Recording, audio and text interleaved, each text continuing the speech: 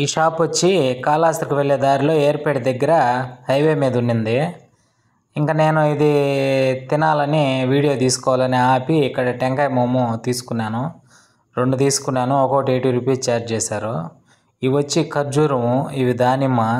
ఖర్జూరం భలే ఇష్టం నాకు, టేస్ట్ బాగుంటాయి దోరగా, ఇవి చాలా ఇష్టం నాకు.